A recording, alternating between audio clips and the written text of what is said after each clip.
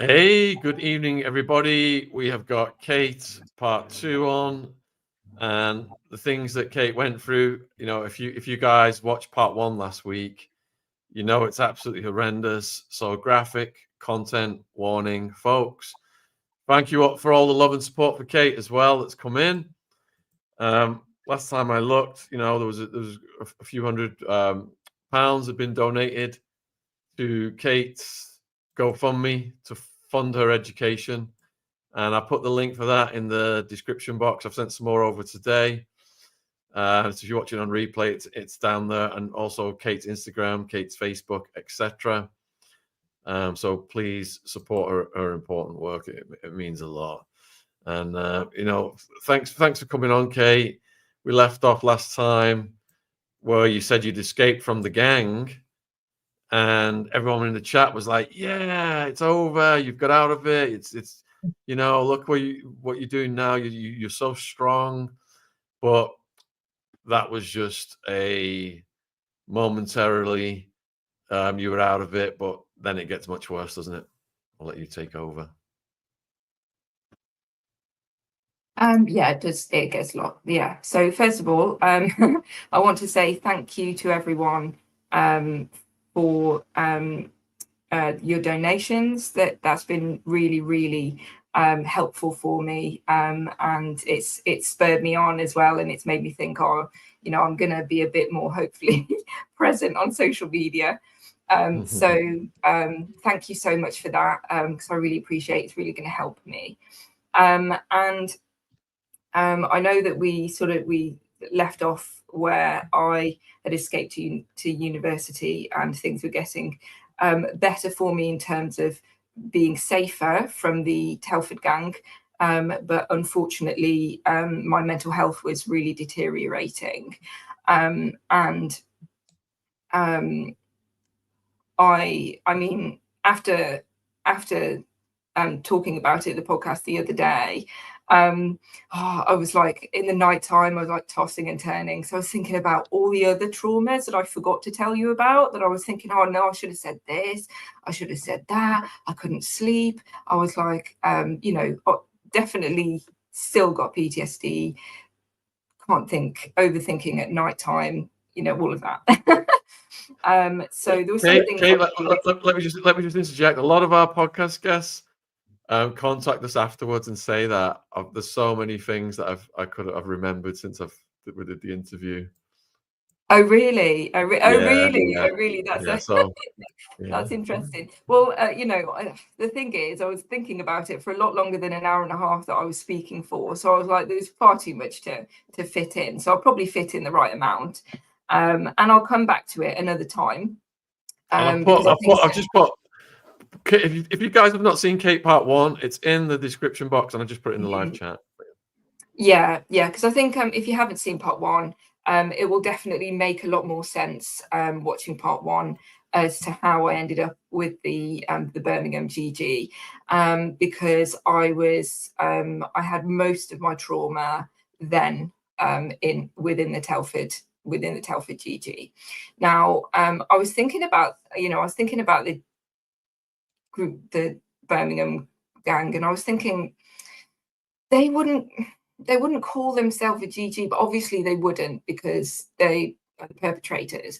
And I wanted to try and get it right in the way that I described what it was like. And in the end, I thought, yeah, they were a GG. So the difference for me and my experience was that the Telford GG were very, very abusive, and they were very intentionally traumatizing. They were bullying me, and they were intentionally making my life hell. I'm mixing that with lots of SA, lots of trauma, breaking my spirit, and then until I became really, really emotionally damaged, basically. And then I went to university. Things were safer, but they weren't getting better, because there were so many things left unaddressed. So my mental health was terrible, and my relationship with my family had completely broken down at the time, and I was really isolated. I'd lost all my friends, all my old friends that I'd had at school. Nobody liked me anymore, or I perceived it that nobody liked me anymore. So sometimes I look back and I think I thought I was rejected by everyone, but actually I just left. And when I left, I abandoned it. I actually abandoned some people. So I just had to get away. And like the trauma was so bad that I couldn't remember who I was before the trauma. It was kind of like waking up on a beach and with no memory, but I did have memory, but it was like really, really faded and far away. So a lot of things that I used to like when before I was abused in Telford, I've forgotten about. Like I was a massive fan of Linkin Park and rock music and punk rock and skater music. You know, I'd had a skater boyfriend when I was about 15, and we were all into all that music and alternative clothes and things like that. And then when I ended up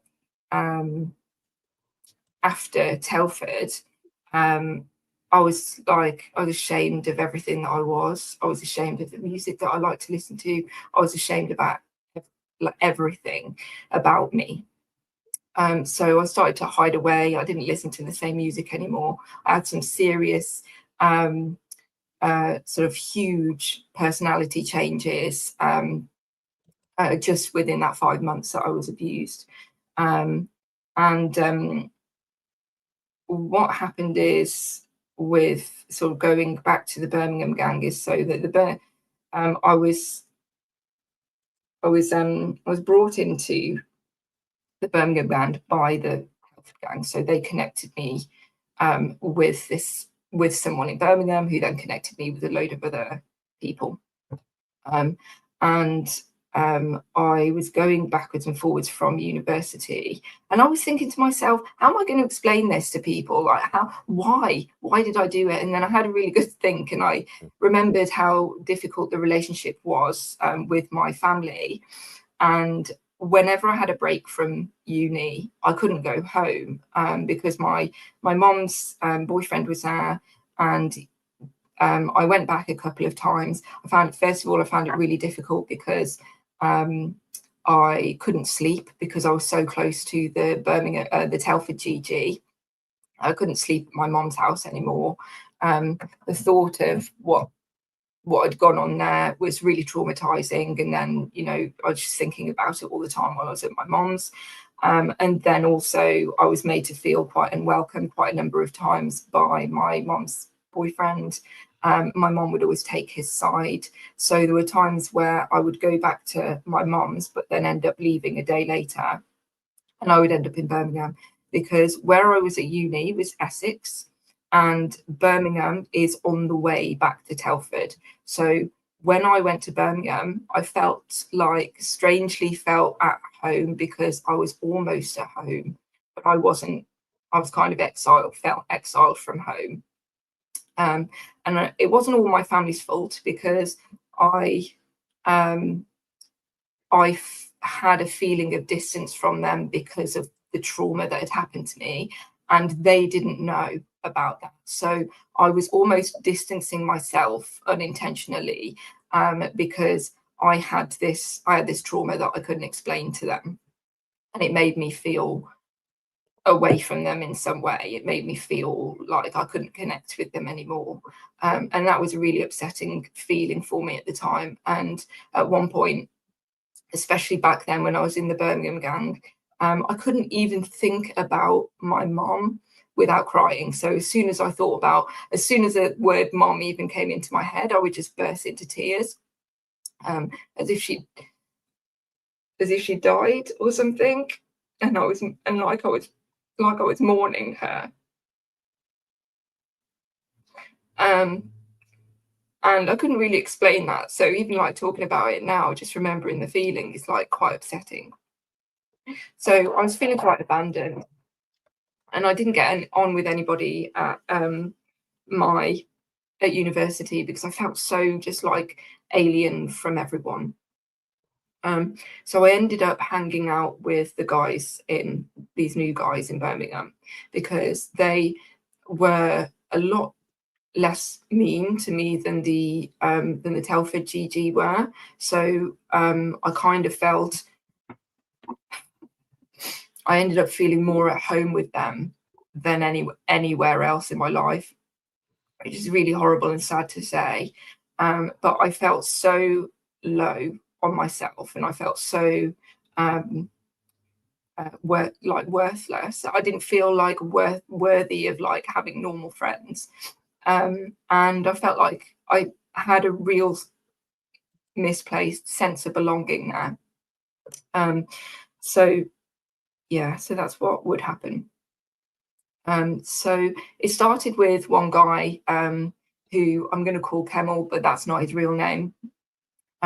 He was the guy from prison who knew the Telford, another Telford guy from prison, and then that's how they linked up.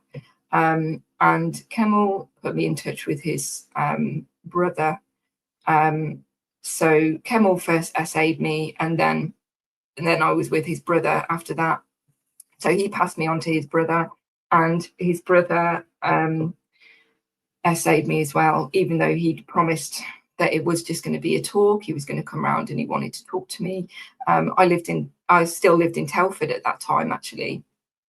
So those were where the connection started. And he continued the relationship with me, which to me, it wasn't a boyfriend and girlfriend relationship. It was just some kind of weird friendship. He kept saying that he wanted to put me up in a house in Birmingham, and he wanted to sort of have children with me, and he wanted to sort of live this life with me, but that he'd already got a white girlfriend who also had another child of his, and he'd also got a wife. But he told me that he lived at his parents' house, but I later found out that was a lie, that he lived with his wife and he was still sort of actively having children with her. I asked him a couple of questions back, like, would my child know, would we be a secret? Would they know their grandparents? Or, would you tell your parents that they got another grandchild? And he was like, no, so we would be a complete secret. So I didn't want that. I didn't want that for my child. So I kept him at a distance, but he kept trying to convince me. But because I kept him at a distance, he would then ask me if I would sleep with his uncle. So I spent some time with his uncle, and I was also passed to his cousin. And his cousin, I spent a lot of time with him because he introduced me to white. So I ended up taking a lot of white with him. He would take it as well. He would basically get out this big lump of white, and then we'd do it all night, every night, line after line. And so I actually think that, I was in denial at the time, but I think I probably had quite a heavy white addiction. I don't know if I'm allowed to say that, which was a bit weird because I was a tiny little, out of character for me. I'd never done any drugs before in my life. I was a little country girl from the countryside, and I was very, very innocent. And we were doing white in this very isolated situation where it was just me and him. And I would just be sort of constantly abused by him and taken advantage of. And I was treated really badly, like he would lock himself in the bathroom after we'd done essay. And then I wouldn't be able to use the bathroom. So he'd let me be feel filthy and dirty and not give me a chance to wash, kind of intentionally, because that's all I was worth. And then through him, I would meet someone else, and then, you know, they take me, he'd be staying at like a shared house. I thought, oh, hi Gemma, bipolar mom journey, thank you for the sending massive hugs sign. Hugs back. Actually, I was watching Gemma's thing, some of her things earlier, and she said, she mentioned trap houses. I was thinking, what is a trap house? And like, so I looked up a trap house, and that's what they used to take me to all the time, these trap houses, or I would call them squats, because I would end up staying the night, because my house was actually in Essex, like 200 miles away, and I wouldn't have anywhere to live or stay in Birmingham. So I would just stay in these squat houses, which were like DOS houses, which nobody lived in or had been condemned by the council. And, you know, they sometimes had needles in the corners and things like that. I wouldn't have anywhere to, I wouldn't have any heating or hot water.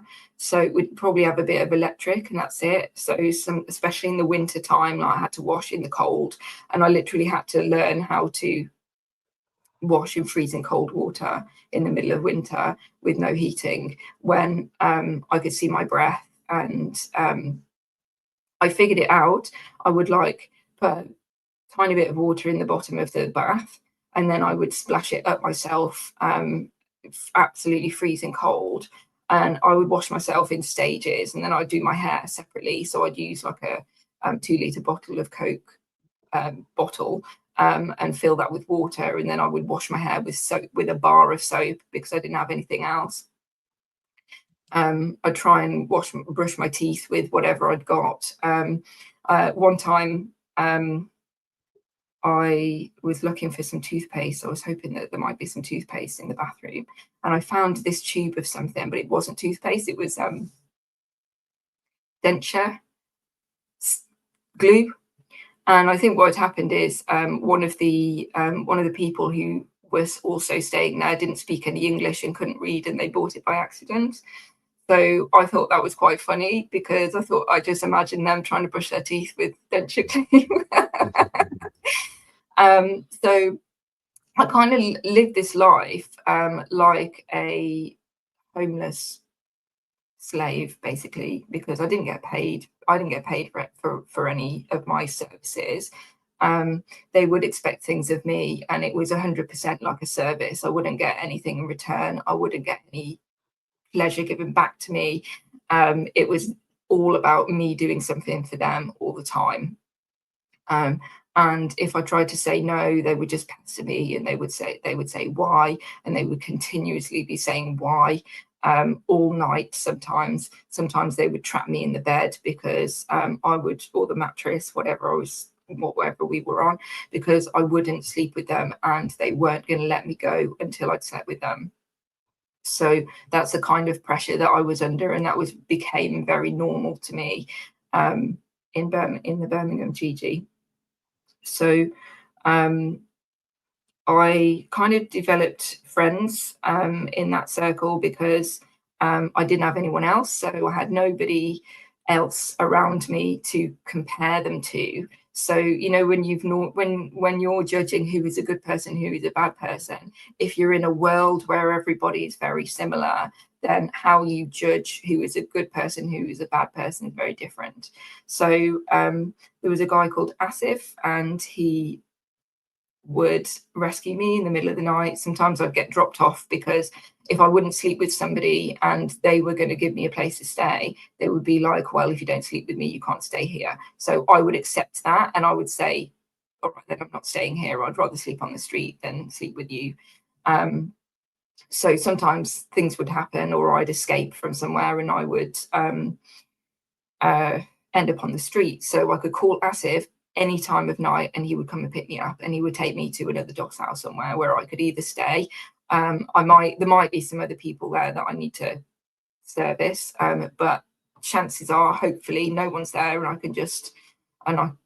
just got somewhere to stay. So I get used to staying in like freezing cold places. Sometimes I would take off the curtains or something like that to use as a blanket.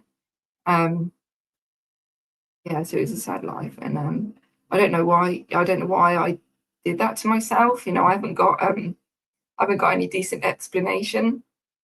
I did bring I brought some cards to I dug these out. So I dug this I went into my cupboard earlier and I dug this out. And this has got some absolutely horrendous things that I would write to myself. I could just read this one that I've just literally just opened. My excuses are so pathetic. He is no different to the rest of them. I can't believe this is what men have become, or I can't believe that the kind of people that I know. I hate myself. How could I let this happen to me? More and more often, I wish I wasn't here anymore. I wish the earth would just swallow me up and I would fall into hell, into death. I feel so ashamed. I don't want anyone to look at me. Why do I do this to myself? Even when I'm doing it, why am I doing it? I know I hate it. I know it will make me feel worse. It's like a punishment. I hate myself. The more and more I hurt myself, the worse and worse it gets. And the worse it gets, the closer I am to the end. I feel this overwhelming guilt, like I betrayed everyone. I'm everything a woman shouldn't be. Everyone knows. I am so angry. I can't believe there are people out there that make it possible for me to do this. I wish I could cut myself. I wish I cut myself. I know that's bad, but what I do to myself is worse. I am the worst kind. I don't deserve affection. I don't deserve attention. I hate myself for every man I speak to, every man I look at, every person I look at. I try so hard to avoid it, but it still happens. No one else has that problem. Why is it so hard for me? I don't want to let anyone down. I value my friends so much. I let everyone down no matter what choice I make. I let someone down in the process. I let myself down. So that's literally just a random page that I just picked out of there. And I think that's probably upsetting enough without me showing you the rest of it. And I can see somebody saying, I didn't let it happen to myself. And no, I agree with you.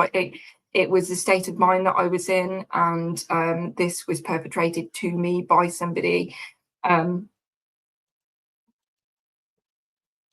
And I don't blame myself now, but that is how my state of mind was at the time. But thank you for your kind words there. It's really powerful. It's really powerful that you wrote that down, actually, and hearing it firsthand like that. It's horrific. But you got nothing but love coming through in the chat. But let me just say something as well, because for some reason the algorithm hates that Kate is telling her story, and it's not showing this. It's not showing this video at all. So viewers, it's up to you if you can just like the video and share the video, just to try and get some traction going. Because I've never seen anything like this, where the algorithm. This is one of the most important stories we've ever had on this channel, and the algorithm absolutely does not want this to be shared to people. So let's override that and share it. Has it stopped now? No, what I'm saying is, commenting. Yeah, they're all there, but there should be 10 times more people. Oh, okay. Yeah, this is really low for what we do here, and it's the algorithm is suppressing you. They don't want to spread the word of the GG. They're protecting the GG just like the government. Sickening. I tried my best as well to be like, PC. No, you're doing great. It's not you. It's the algorithm. It just. Do you want me to carry on? Absolutely. Or are you just waiting to try and get me? No. The more they suppress you, the more we want you carrying on. Keep going. To say it. Yeah. Okay. Yeah. Okay, that's fine. So, so I got pretty close to Asif because I ended up feeling like I had some loyalty that I owed him. I felt like I owed him all the time because he would literally save my life on occasion, where he would either save me from a different trap house that I was at, or he would save me from spending the night on the street, which I found very scary in the middle of Birmingham, especially in the areas that I was.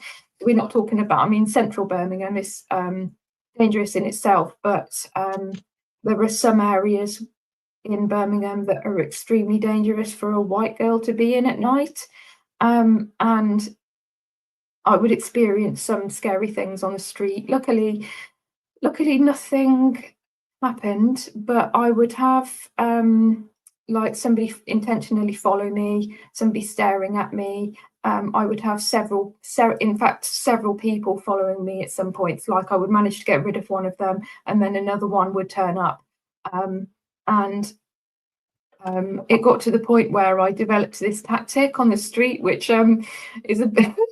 I think to myself, oh, you know, I was such a country girl. I had to make up my own streetwise rules. So I would run everywhere, and I would make it look like I was on a mission, not that I was like away, didn't know where I was going. So I tried to make it look like I knew where I was going and I was running. And the idea being people wouldn't think that I was vulnerable because like I was looking spaced out or looking vulnerable, and people would think that people wouldn't have time to start thinking about asking me questions because I was running. So I like run past them as quickly as I could. And I wouldn't stop if I was waiting for a bus. I wouldn't stop for a bus. I would like literally walk until the next bus stop. So I wouldn't stop at the bus stop and wait for the bus. I would carry on walking in the direction I was going until the bus came. I mean, there was a million times where the bus would come while I was in between stops, and then that was just bad luck. And I'd either be like running or I'd just miss it, you know. But I would rather do that than stand and wait at a bus stop because it was so dangerous. So Asif would pick me up. He would take me somewhere. I would have to give him a sexual favor in return for that. So there was always some kind of payment that was required from me. Yeah, but he would rescue me, and then I would be potentially safe, and I could snuggle up with my curtain in a trap house somewhere. And then Asif invited me to Morocco, and they were telling me about this trip, and they were telling me for a while, like a group of them, and they were all going on this trip to Morocco just for a couple of days. They said they told me loads of reasons why they were going, so I never really got to know what the real reason was that they were going. So they kind of said that it was to bring back a van, but they also said that it was to do a drug deal or do some drug smuggling or something like that in the van.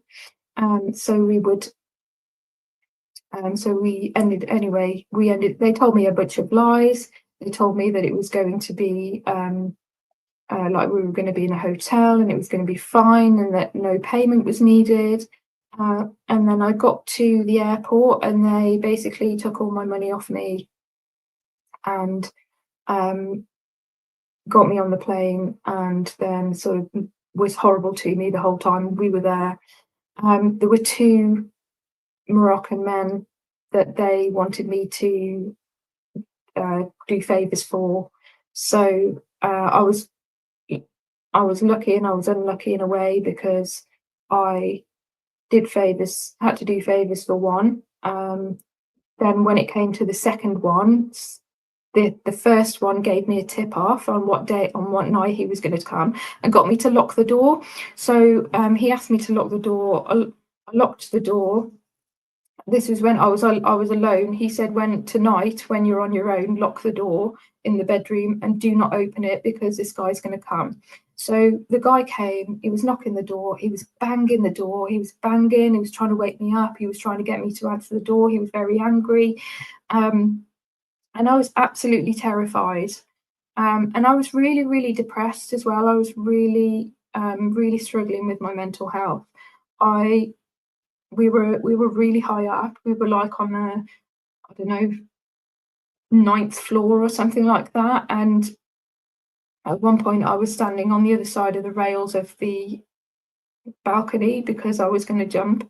And the only reason that I didn't was because I just thought about my family and how weird it would be for them to find out, if they did ever find out where I went, that I was in Morocco.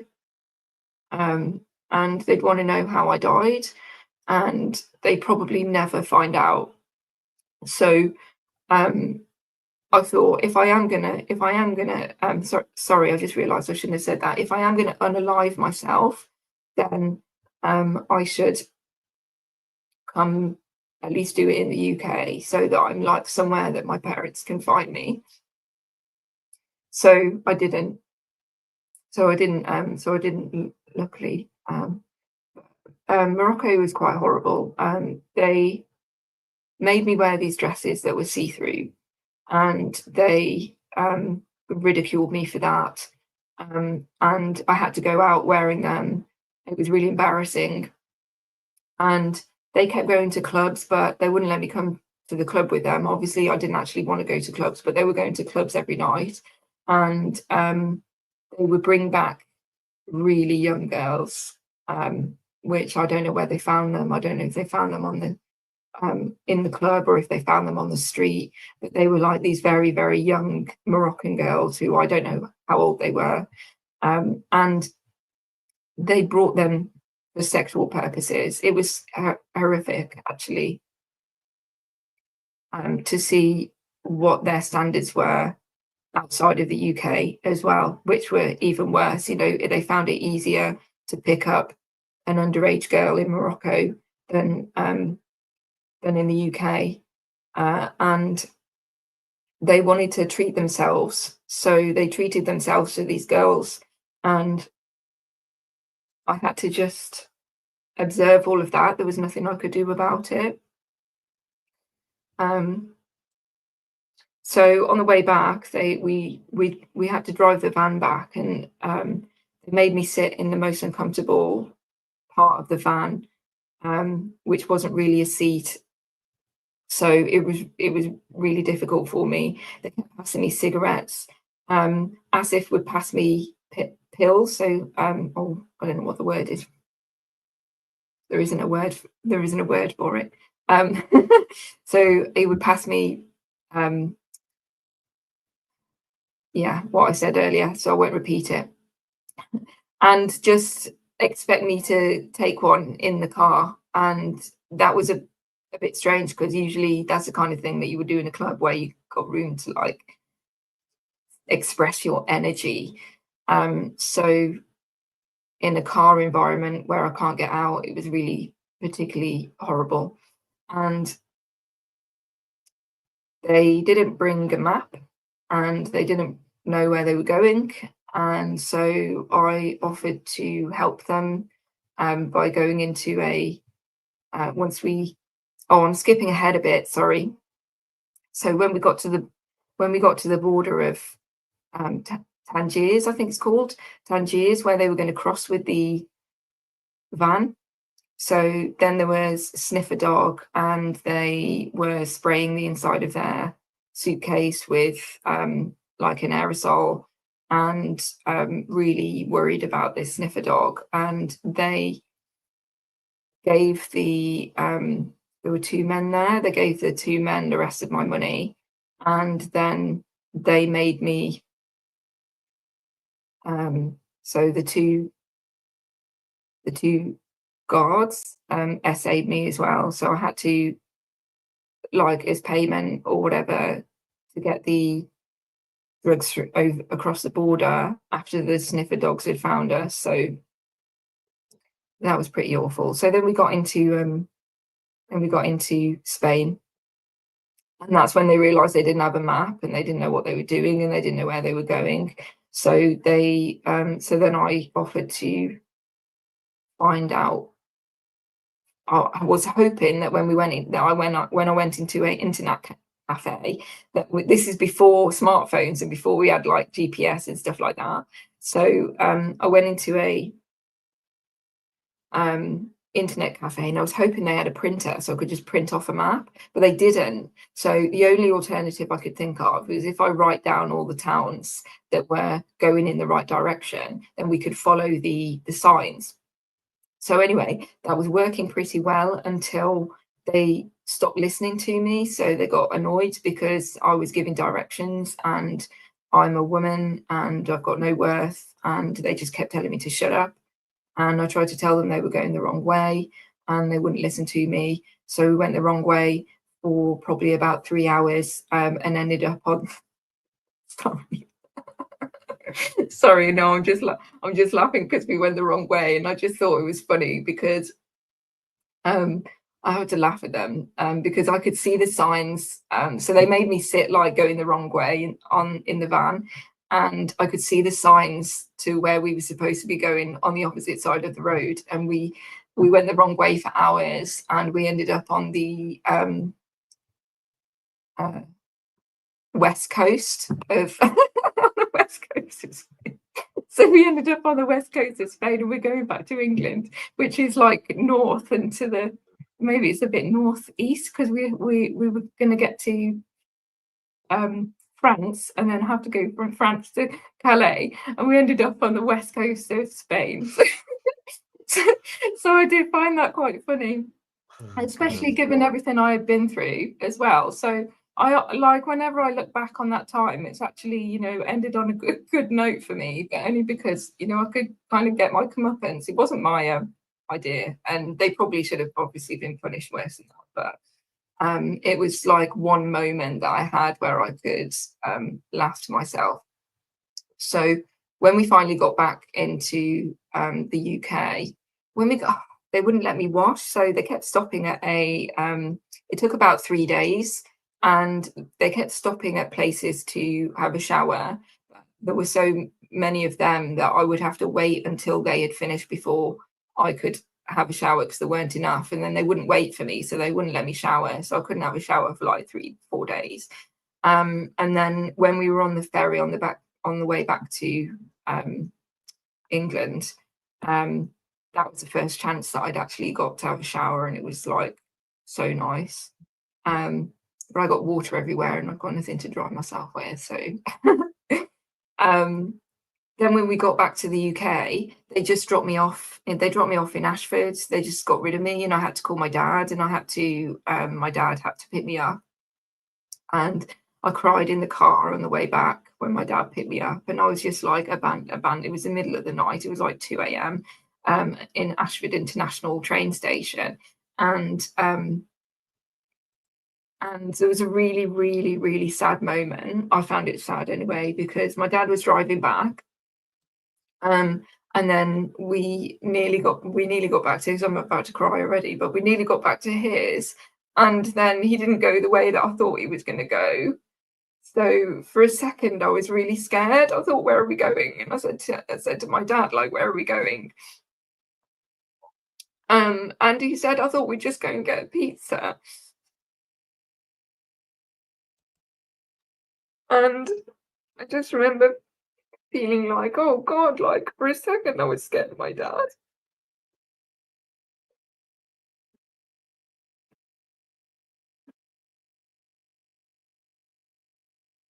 Sorry, emotion just comes from nowhere, doesn't it? You know, you're completely fine. Just take your time. You're doing great. Oh,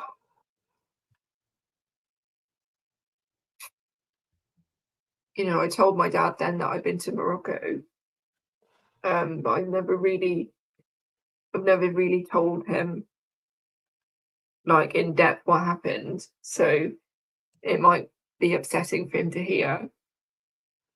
Um, but uh but he was worried about me. He said like that, you know, he worried about me because he, you know, noticed that I was missing.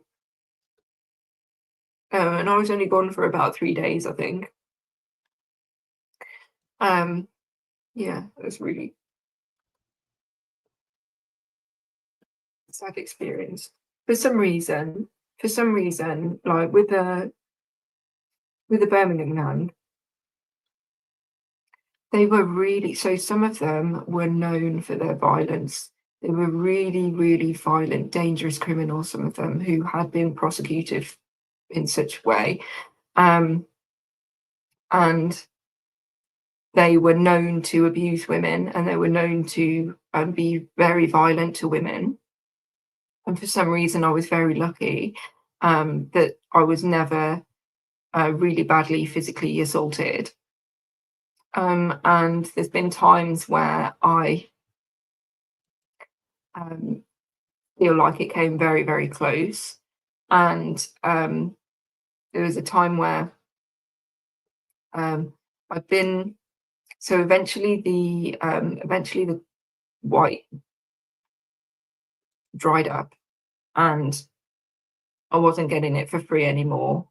And I spent a little bit of time trying to find it from somewhere else. I didn't try for very long because I knew how dangerous that was, and it scared me, and I'd kind of tried it a couple of times, and then I thought, this is so dangerous that I can't be going with people on the promise of white because of what might happen to me for going into it for that reason.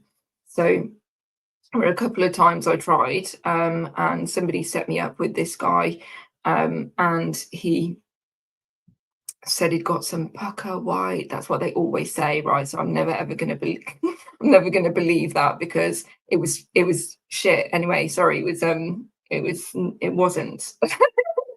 So when somebody says it once, I'm not going to believe them again after. So so I went with him for that, and then again it was like a line after line all night type thing, and then after, so, and then I was SA'd, and then afterwards I was talking, and he was looking, oh, he wasn't looking at me, he was like looking straight across. He was like, and just a look in his eye said, like, I felt like he was gonna, I felt very unsafe. So I felt like he was gonna be physically aggressive in some way. So I felt like he was going to attack me, basically. So I just stopped mid-sentence, and I for a second I thought, shall I ask him if he's okay, or shall I ask him what's wrong? And I just decided not to, because I thought like anything I say could trigger him. So I just stopped what I was doing, and I just absolutely didn't say anything, and we just sort of sat there in silence. And then I wasn't physically assaulted. So you don't know how close you are to it sometimes. Like, I have no idea like how many times I could have been or might have been. But I feel like I got away lightly, and I tried not to be arrogant about it, because I thought, I can't just walk around feeling like this isn't dangerous. And every time I managed to escape something, I would feel like, there's only so many times that God's going to save my life before something really bad is going to happen.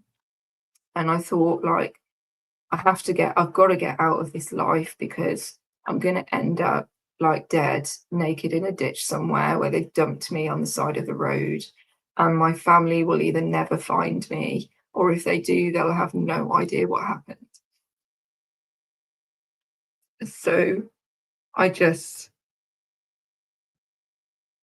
had to figure a way out. So I just had to figure out how to get out of my mindset, because that's what was keeping me going back.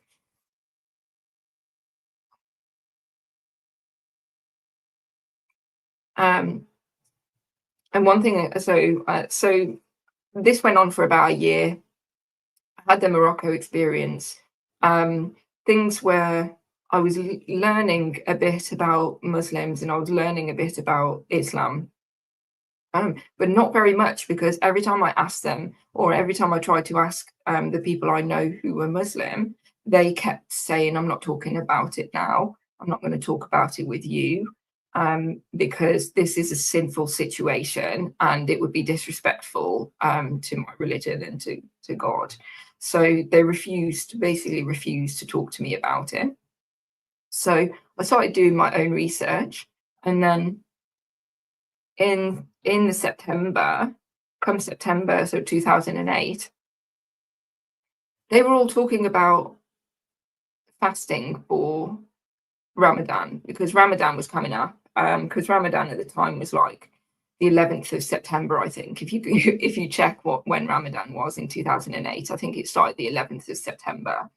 That means that the year before, in 2007, Ramadan started at the beginning of September. So in 2007, Ramadan was September the 1st.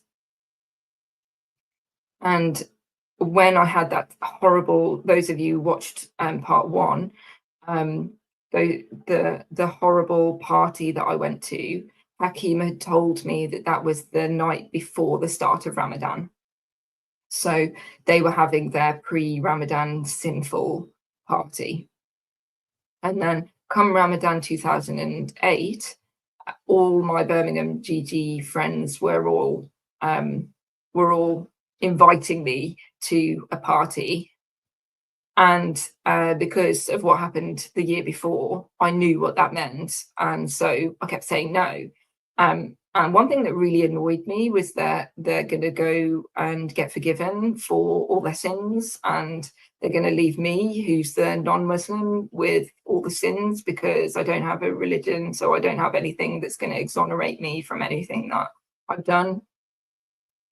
So I'm going to hold all of these sins while they go off and, become renewed. So I was felt a little bit defiant about that. So I decided that to combat it and to have one up on them, I was going to fast as well. So I put loads of effort into it. I downloaded the timetable. I bought a book on Ramadan. I bought a book on Islam, and I thought, I'm going to do this properly. And I had to buy all my food in advance. I had to quit everything. So I had to quit drugs and I had to quit smoking, which is a lot harder than I thought. And that was because when we were in Morocco, they kept passing me cigarettes after cigarettes to shut me up and stop me from complaining or whatever. They just passed me packets and packets of cigarettes, which I later realised were counterfeit, which is terrible. So I found myself addicted to cigarettes after that, which was I never had been before. So I did all my preparation, and then I started fasting, and I thought, I'll just do it for one day, or I'll see how long I can go for. So if I can go for a week, then I'll go for a week, and if I feel like I can go for longer, then I'll go for longer. And because I didn't know what I was doing, I did everything to the T. So the Prophet Muhammad would break his fast with 3 dates. So every time it was time to break fast, I would break it with 3 dates, just like it said it was. And I didn't realize that loads of Muslims don't fast like that. And I remember speaking to some of my Muslim friends halfway through, and so we were about sort of 15 days into Ramadan, and they were going, "Oh, you're fasting. How many days have you done?" And I was thinking, "I've done 15 days. It's 15 days in." And I was like, "How many have you done?" And they were like, "Oh, I've done 4."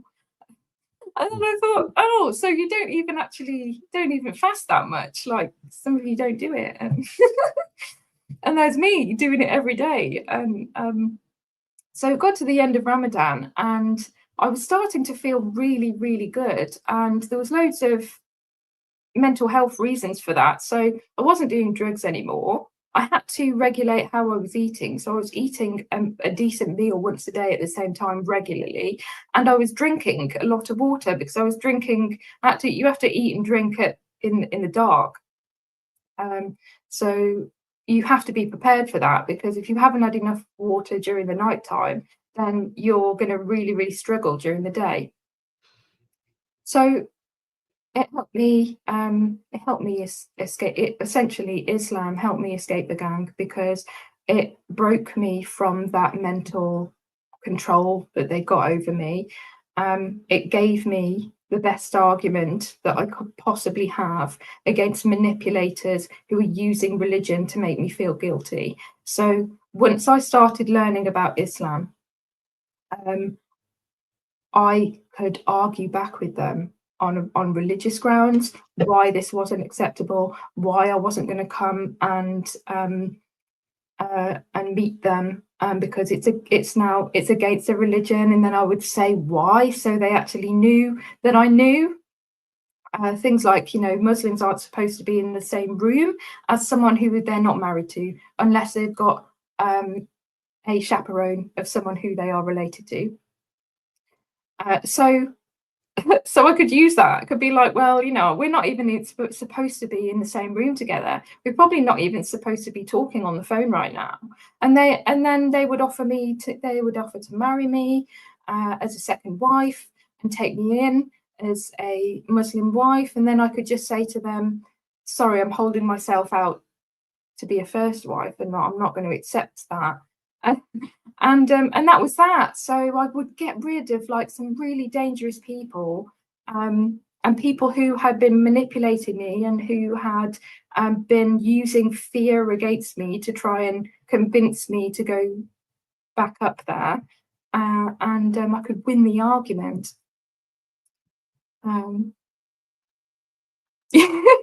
Yeah, they probably. Sorry, I'm just reading Sarah's comment that she loves that I argue back at their own beliefs because I bet they were fuming. I'm sure they were, but they could not. They literally could not argue. And yeah, and then they couldn't argue with the fact that. So I decided to convert to Islam because it had helped me so much, because it was giving me so much strength, because it wasn't what I thought it was, and I realised that my so-called friends weren't living a Muslim life at all. This wasn't what Islam was at all. I mean, Islam was actually something completely different. And I could have a Muslim community with Muslim women and never have to speak to another Muslim man again unless I wanted to. And that became very, very easy to do. So I joined a Muslim converts group at the mosque, and I started going to the mosque, and I started learning. I learned how to pray. I learned how to pray in Arabic because I didn't want to be like half a Muslim. I wanted to be like full.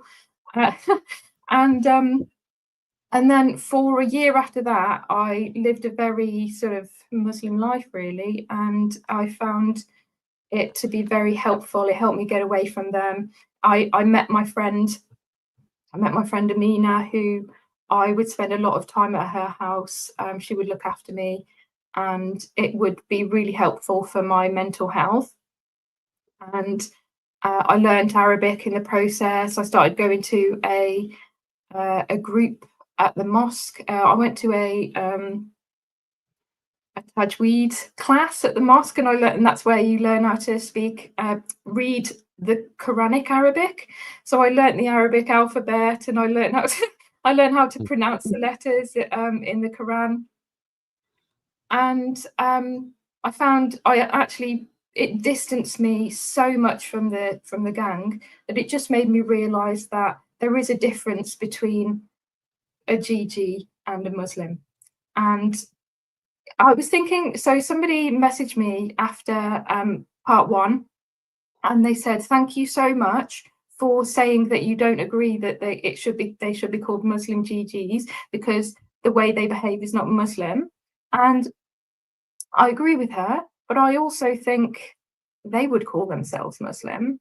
And that's one thing that I was just contemplating. It's like, if you ask the GG member, they would call themselves Muslim, but they wouldn't want to admit that they were GG members. So because they're still trying to hide their sin from everyone else, but they can't hide their sin from God. So I don't know why they're trying. And I wanted to say something to like non-Muslims as well, just about the word Allah. because Allah is actually just Arabic for God. And in like countries where there are Christians as well, so like Arabic countries where there are Christians, like Lebanon, their Christians call Allah God Allah, because it's just the Arabic term for God. So they're actually believing in the same God, and there's loads and loads of similarities between Christianity and Islam, including the way we see women, the way we treat women, believe it or not.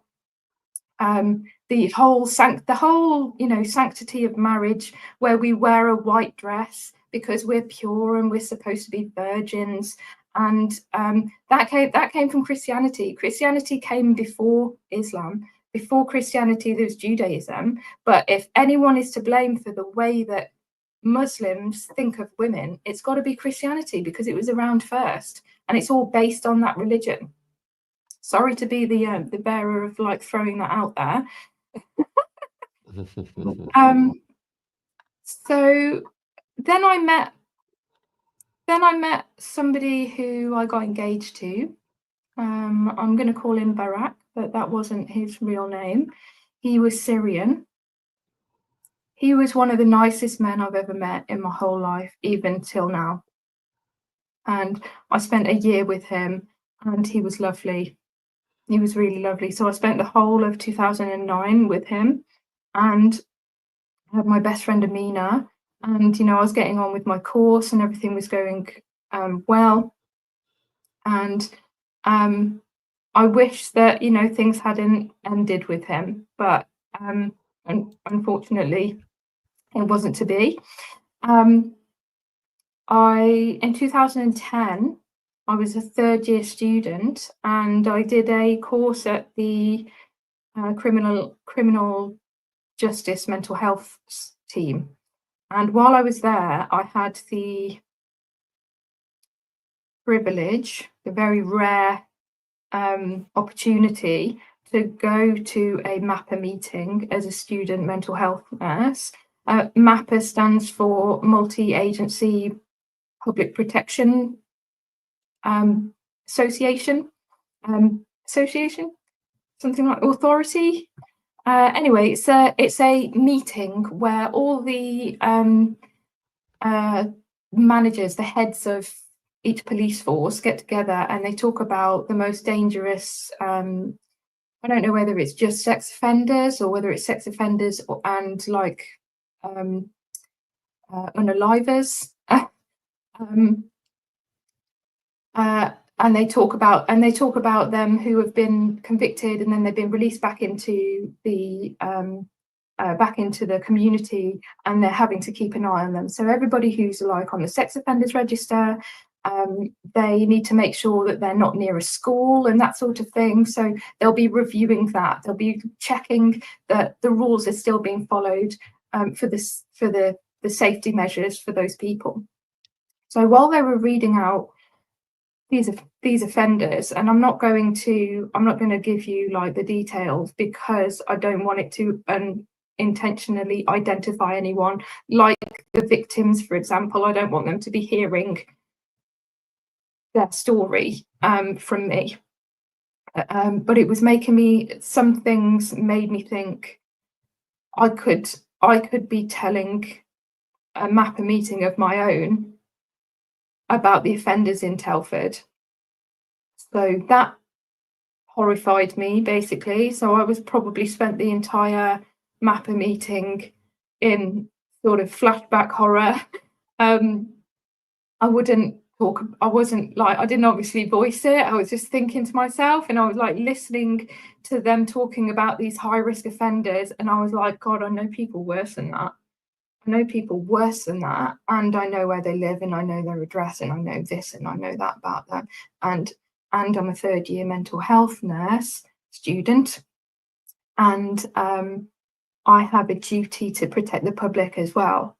So by not saying anything about these things that I know, then I think I'm doing a disservice to the public. I think I should have said something a long time ago, because somebody who's done something before is at risk of doing it again. And that made me realise So all this time that I thought that I suspected in my head that they might have done it before, they probably had, because they did it to me. They did it to me, so that means they've done it. And at least if I was their first offence, they're going to do it again if they don't get punished for it. Anyway, I definitely wasn't their first offence.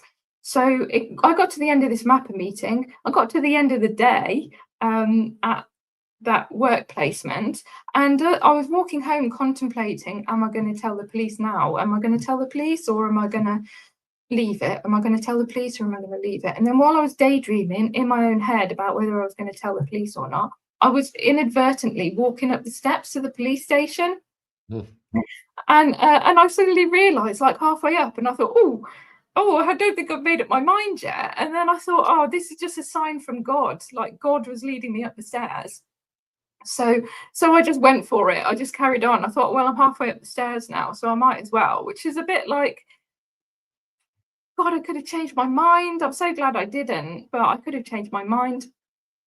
So I went into Essex police station and I said, I've got something I wanted to report. And I did say, like, I did report it before, but I regretted it, what I'd said in the statement, because it wasn't true. And I want to re-report it, and I want to tell them about all this other stuff that happened.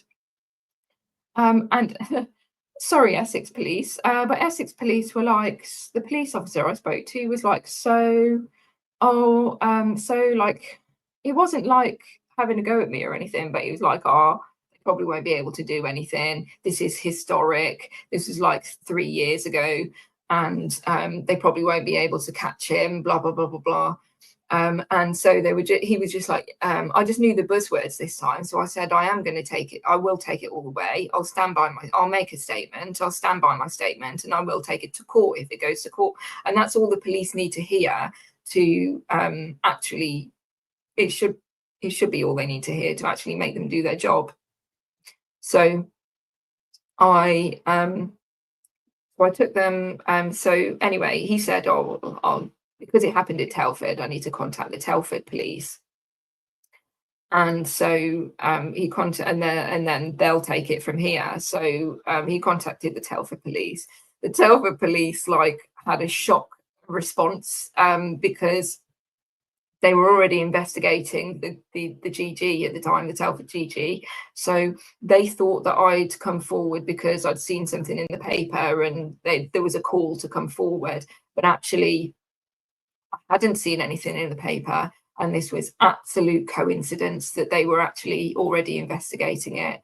So I was very lucky. They came down in a way, not in lots of other ways, because, you know, if they'd have taken me seriously in the first place, then it wouldn't have happened, would it? But so sometimes I think, oh, I'm so lucky, and then I was like, well, sort of, it's kind of bittersweet luck.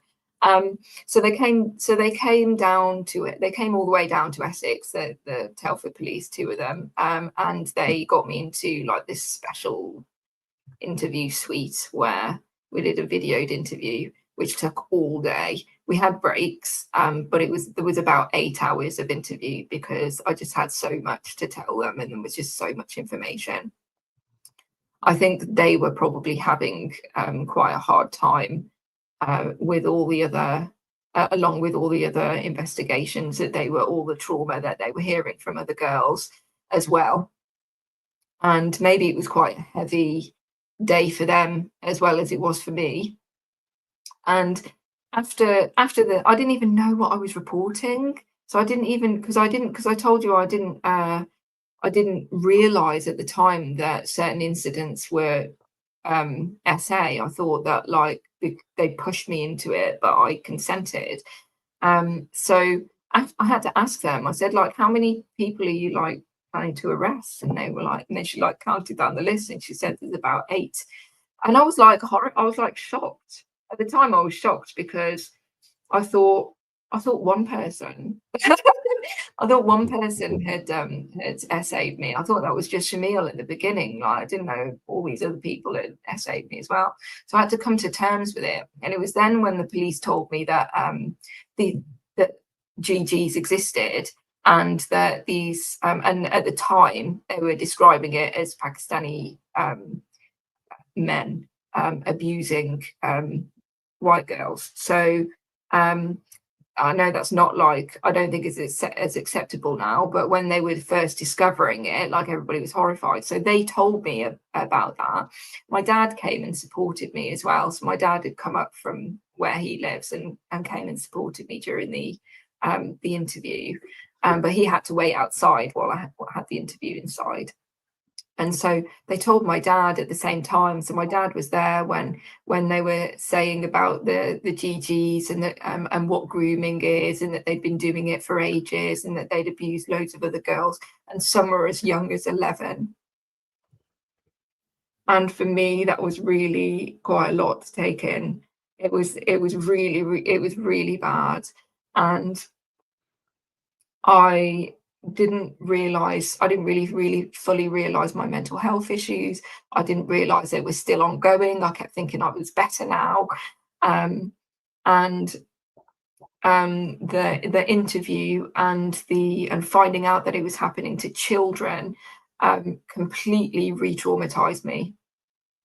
I spent all that night awake because I was just going through all my memories. And so one of the questions that the police asked me was, did I know of any other girls?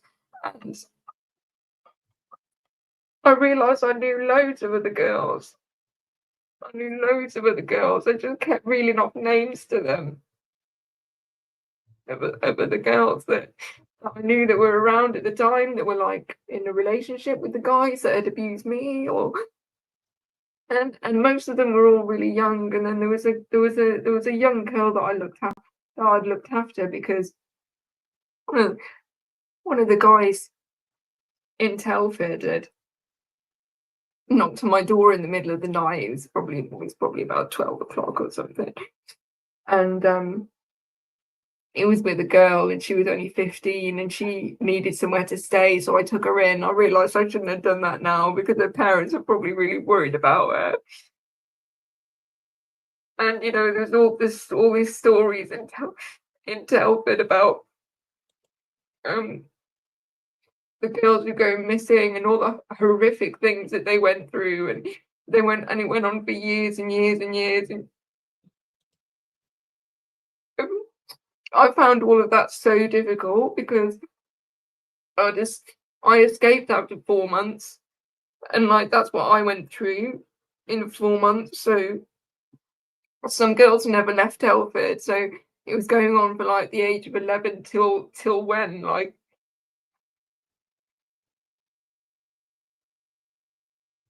And I think it makes it worse that because I experienced it myself and I know exactly what they went through, and they were going through it at like 12 and 13 years old and 11 years old, and just, I can't imagine anybody doing that to a child.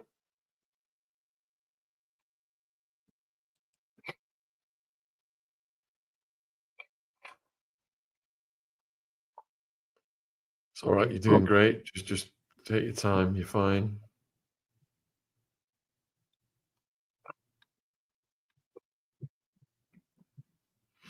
And the thoughts that I had about myself, like what I read out to you earlier, and just to think that children were thinking that about themselves, and they were trapped in this horrible abuse, and then the police were calling them, saying it was a lifestyle choice, and saying that they wanted it, and basically judging the girls for it. I think it's completely unacceptable, and it's still going on, really. I don't know about in Telford, but in other parts of the country, there's still police with absolutely disgusting attitudes towards the victims. I think it's a like psychological defense. Like, they just put the wall up and they're just like, oh, we don't care. Like, we're not even going to try and empathize with your situation.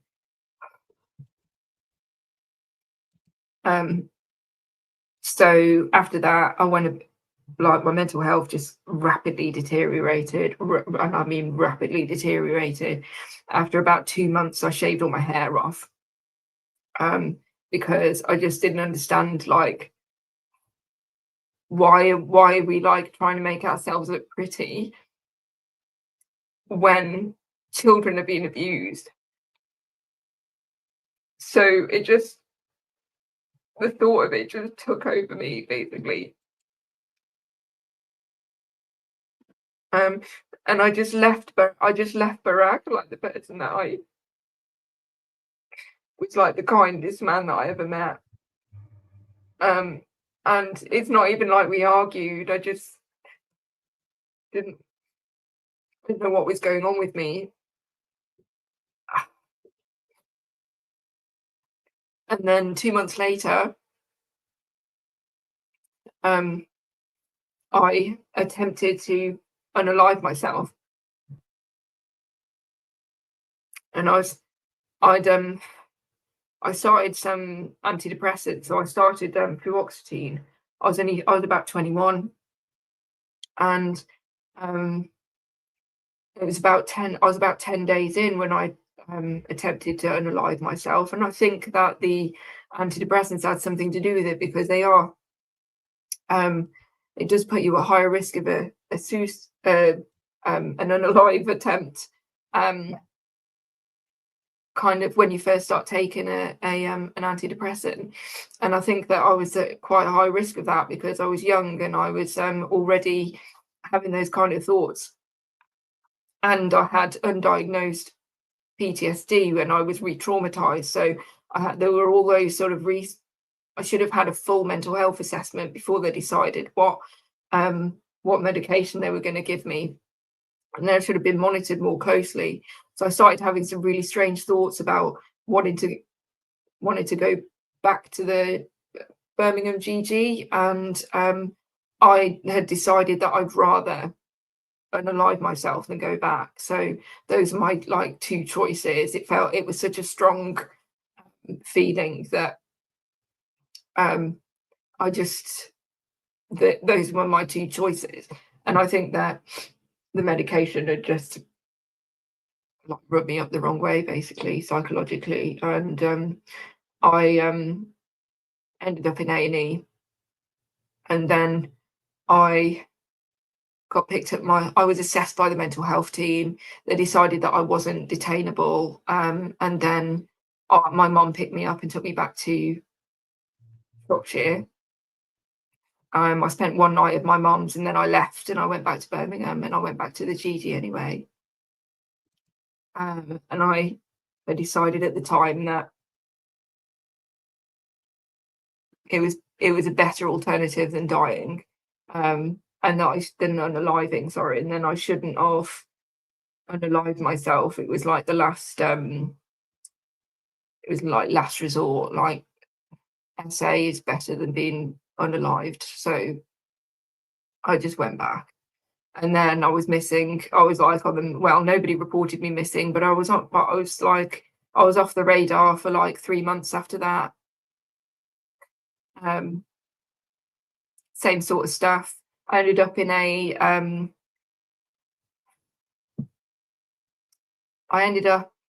a flat where I was just there when they brought it in, but they were bringing in all these duffel bags, and I was like, oh no. What's that? Like, this is it's a bit weird. Like, they sort of marched it in. They marched it in like in like, I don't know, there was about 8 of them, and they both got like, and they'd all got like these big duffel bags on each side, so they sort of marched it in. And inside it was like all these packets of, white stuff. It was white stuff, but apparently at the time, like, there was a big thing on. This is a bit funny, but there was a big thing. So this was like 2010, but there was a big thing on the news about white brown, if that makes sense. So it was white in color, but it was actually brown. And they told me that it wasn't. They told me it was the horse tranquilizer. I don't know whether I could say that. They told me it was that, but it wasn't. It was white brown. And anyway, so it was a bit mad. So they all came in with these duffel bags. I was thinking, what is going on? And they got a mirror. it was like a big mirror, and then they turned it round and put it on top of these oh thank you, Fiona. They had this mirror, and they turned it round and used the other side of the mirror, and it turned into a table, and they put it on, like, I don't know what they were, like barrels or something. They put it on top of some stools, and it turned it into a big long table. And then they got out all the scales, and there was about eight scales, like 4 on each side, and then all the guys started like having their own little piles. And then they had these gloves, but they were the most inappropriate gloves to use in the world. And I was thinking, I could have organized this better myself. Like, this was like, it was like the biggest shambles ever. I was just like looking at all the mistakes. The place was an absolute tip. There was evidence everywhere. I was just like, God, like, there's evidence everywhere. And I just and then they started flushing the gloves down the toilet, and I just thought, oh, this is so bad. And the toilet got clogged up. Anyway, that was before I tried to leave. So as soon as I saw all the what it was and what was going on, I tried to leave, and they stopped me from leaving. They locked the door, and they stood in front of the door, and they said, basically, you can't leave. And so I was kind of kidnapped, but it's not like I was what do you call it in when you're not exactly kidnapped, but unlawful, like not allowed to leave. Anyway, they locked me in. I wasn't allowed to leave. And so I kind of had to just sit there and watch. And then I was sitting there watching, and I was on my phone, and then a man like, oh God, I thought I was going to die. So a man like rushed up to me with a knife, and he was saying, like, get off your phone, because he thought that I was he got paranoid, and he thought that I was like communicating with someone. And the person that I know that I'd come with dove in front of him, and he was like, no, she's cool. So like all this was like happening in front of me, and I was like, oh my God, like there was nothing else I could do but, like, you know, be covered up. So anyway, my friend defended me, and then they settled down, and they were okay. But I put my phone away because I thought, I can't do anything that's going to make them feel paranoid. I've got to, like, really, I don't know, behave around in a way that makes people feel less paranoid.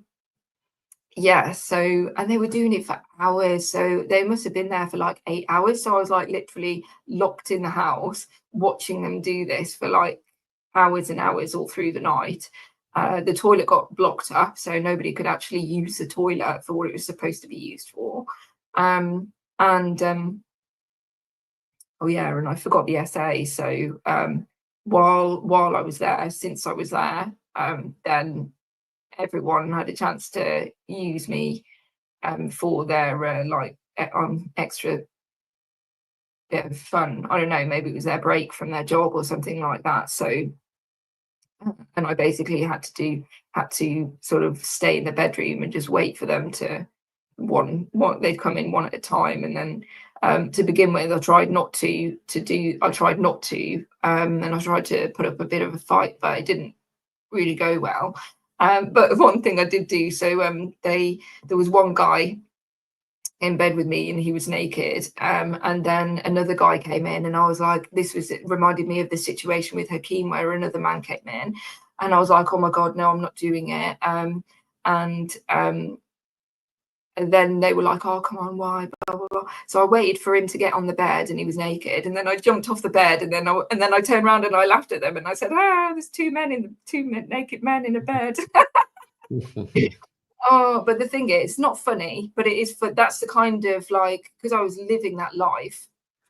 The essay was like completely normal, so I had to get a little crack out of it whenever I could, really, to help me cope with how bad it feels. And yeah, so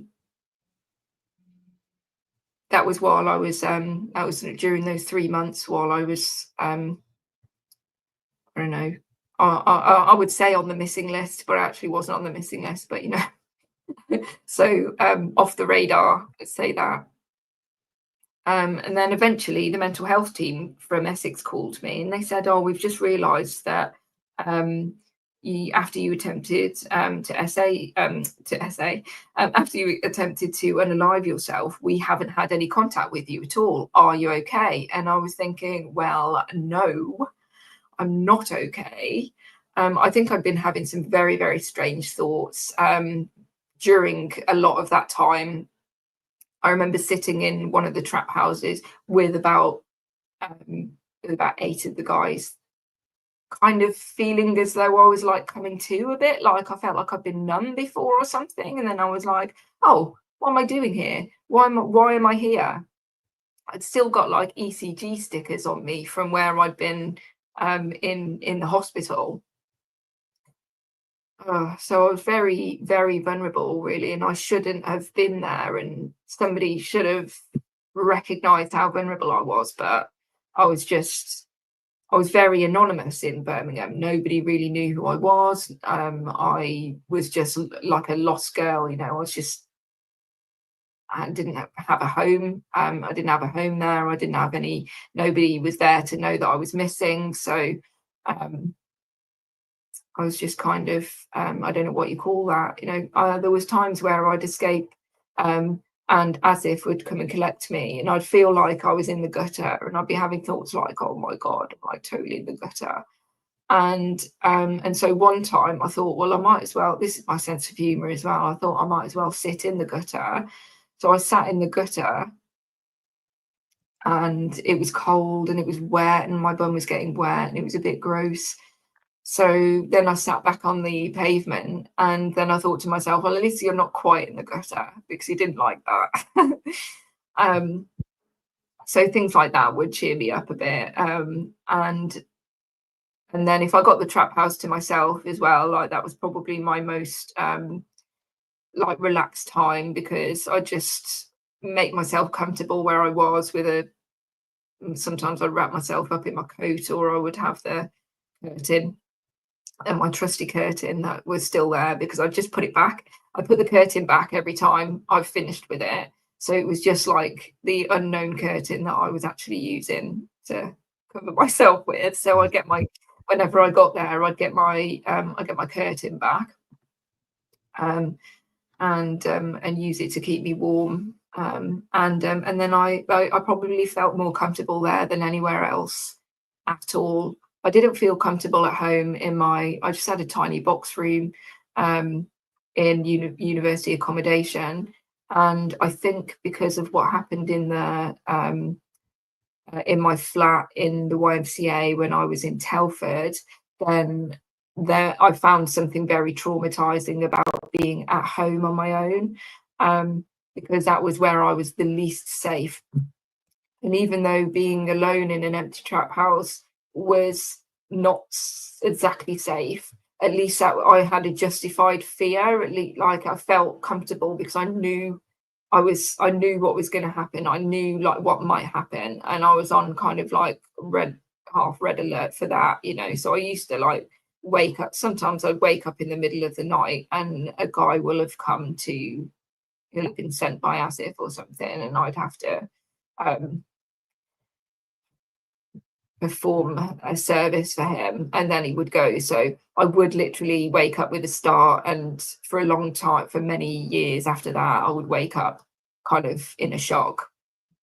And I just got on with it. Like, I didn't feel like I needed to go and speak to my GP about like these panic attacks where I was waking up, because I just thought, oh well, you know, eventually I'll catch my breath and I'm okay. So it was just normal to me. A lot of how I felt was very normalized. We kind of coming to the end now, Sean, to the end of time, getting to the end of time. Because I was thinking we can kind of end it here, and then maybe I can talk another time about how much better life got for me, because I qualified shortly after that. So I ended up qualifying in 2012.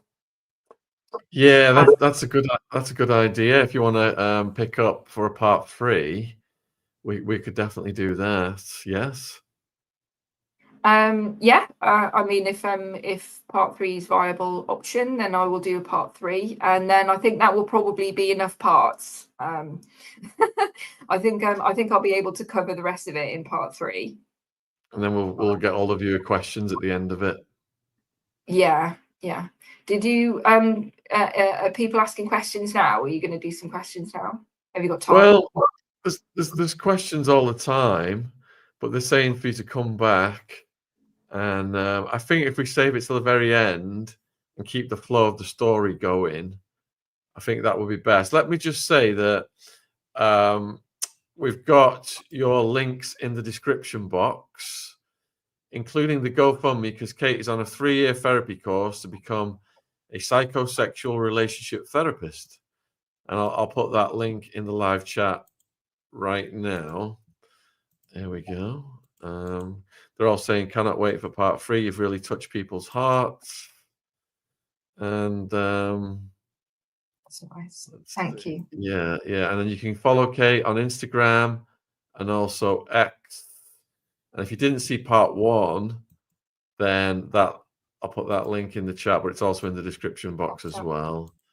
Honestly, Kate, we just salute your bravery for just reliving this to tell everybody. And it's just horrible. You know, last week we discussed how Keir Starmer's just, the Labour Party voted not to do the investigation into the gangs in London, and Sadiq Khan voted not to do it. And this is still going on now. And it's only if people like you speak up about it is a light going to be shined whereby it's ever going to end. So we all salute your bravery and courage in reliving these things to tell, you know, getting up there live with all these people watching. It's not easy, I can tell. I hope that it made sense. Like, I was worried that I'm going to lose the flow, or I'm going to go off on a tangent. And no, you're brilliant. I just sit here listening, and you just got it all. You just say it all in order of it happening, and you're just taking us on that journey with you, which is perfect. Yeah. Okay. Yeah. That's good. All right, guys. So all the links are in the description, like I said. Have a good night wherever you are in the world. And we will be back in a week or so for part 3. And thank you for sharing and helping more people watch it. Really appreciate that, Kaz, and everybody else. So